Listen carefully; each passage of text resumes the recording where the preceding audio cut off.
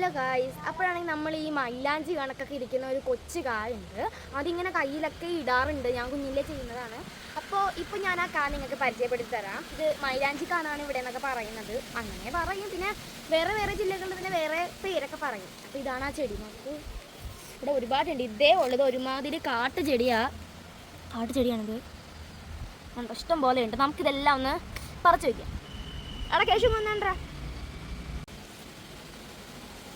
ചേച്ചി പിടി, മക്കളെ പിടിച്ചോ. ഞാൻ പറഞ്ഞുതരാം.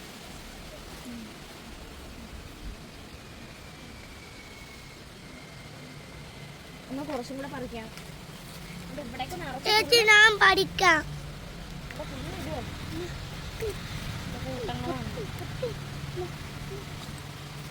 ഓക്കെ,